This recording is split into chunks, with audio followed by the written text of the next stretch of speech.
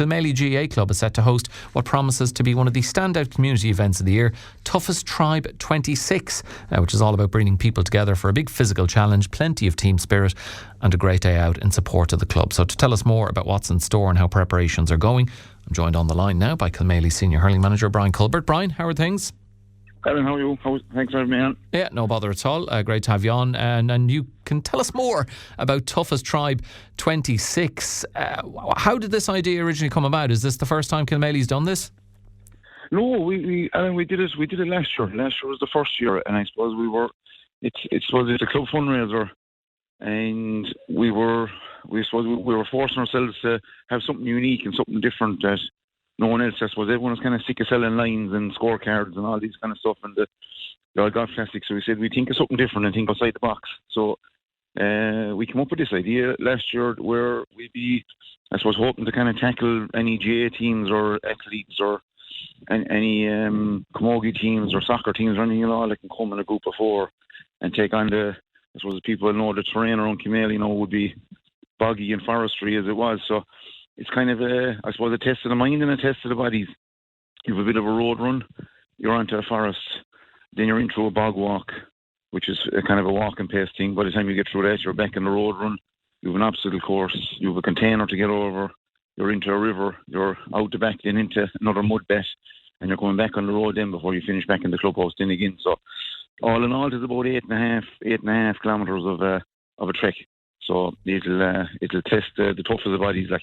Yeah, I have to say, Brian, even listening to that, I'm wrecked. So I don't know if Alan Morrissey's cut out for Toughest Tribe 26. So it really is this a pitched to super fit? I mean, you mentioned other, people are members of other GA clubs, or if anyone is thinking of getting involved in this, do they need to make sure they're not stuck to their couch most of the time? No, I suppose we've tried to. I suppose last year with the first year, people didn't really know what it was, so we tried to get as many videos out. And anyone that took part last year, I suppose, is anxious to take part in it again. I suppose it's similar to I suppose that hell and back kind of a thing, but I wouldn't be going as far as the hell bit now. But it's just a bit different. And you teams of 4 last year where your times are all clocked in together. So Timmy Crow there is doing the timing with Just Race, so everything is chipped and timed. Your team of 4 comes back and all the times are added together, and the team with the shortest time basically wins the event. So we've nice prizes. I suppose we've a set of jerseys or €1,000 cash for the club that wins, whether that be a soccer club or camogie club or hurling club, whichever suits fit. And then for the individual winners, then we've €200 prize this year.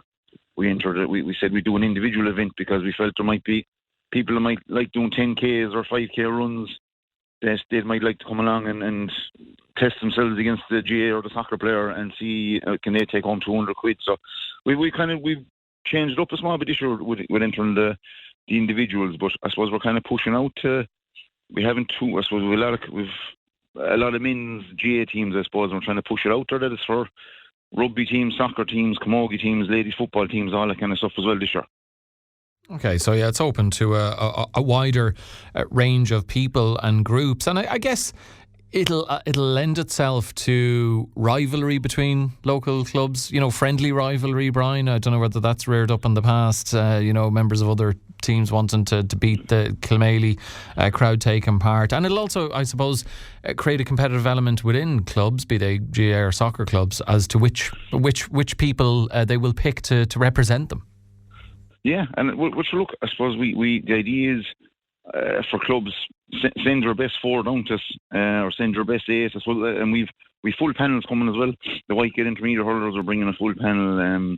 You've Climber Hurling in Galway, they're bringing a full panel. You've teams coming with full panels. But again, if that doesn't suit, send your best 4 down. And sure, I suppose we thought it's a nice thing for 4 lads to come up from another club, try and win a set of jerseys for their own hurling team or camogie team, and or win €1,000 cash to put into their own players' fund for the year. So we've but look, it's good. It's good for the rivalry last year was great. It ended up the top 3 teams ended up in Kilmaley, Aina, and Ballier, all the senior hurling teams. So it ended up in helter skelter coming up the final stretch. But that it was look it was just the way it happened. We had teams from Kerry and bits and pieces, but we Ballier sent our best 4 and Aina sent our best 4. So it was it got hot and heavy near the end. But the Kilmaley lads just pipped it. So we're hoping and the Valley boys will come back again and see will they change the forecast. Yeah, well, good to have a home club win. Did you? So you mentioned Kerry there, like clubs from outside of Clare, or many have they taken part in the past? The word has spread around. Oh yeah, no. We Newport from Tip last year. We Crossing Kerry brought down a full panel. So like it opens up. I suppose what we've done is having it this time of the year. We've opened it up to teams coming. I suppose teams love doing. They're getting away together this time of the year before the start of the real season. So we've pushed that as well out there that come with your full panel, take part in the event. We've capped it at €500 for, so it's €100 a team, but we capped it at €500 for a team coming with maybe 30 players. We felt the fairest thing was to cap it at 5 teams, even if they were entering 9 or 10 teams. And you the event in Kilmaley, and then after where Noel Marshall is putting up food from after, and inside in Kilmaley, and you the rugby on then as well this year, just straight away after. So you get a fine day out of it, and as I say, teams can head back then their own way then after that then on Saturday evening. Like. And I'd imagine, given it's taken part in the early part of the year as well, Brian, the toughest tribe is not a bad way to kind of build strength and conditioning for the rest of the year. Oh yeah, no, and that's what we've used this. I suppose we the boxing event there 3 years ago that we used as a pre-season training, and we've used this now as pre-season training as well to get fit for this. And it builds a bit of teamwork, and it builds a bit of a bond. And as I've said to any of the teams that are coming, to put out, like, have their own little competition amongst themselves as well, because it's all chipped and timed with the just race. So you can have your own little competition yourselves when you come as well. So you're not just entering the full event. You can have your own little wager or your own little battle, I suppose, amongst your own group if you're coming with a few teams. And it's a bit of everything. It's just to get the year kicked off as well, and it's nice to have that bit of rivalry as well around the place. And it's something different. I think, look, as I said earlier, people are sick of saying the same things as selling lines and doing the usual. I think to get something back out of giving your €100 per team, they're getting a bit of teamwork, team building, and strengthening the mind and strengthening the bodies and all that for the year ahead. And for anyone who, like me, balked at even hearing all of the various things that people will have to take on as part of Toughest Tribe 26, Brian, but they would like to watch, or maybe there'd be fans or supporters of other clubs or other club members who want to see their crew taking part. Are there plenty of spots along the 8.5 kilometre route where you can watch what's happening? Oh yeah, we have between Timmy Crowe there now and Niamh O'Connor, our two admins there, and the Just Race. There's live feeds back to the clubhouse.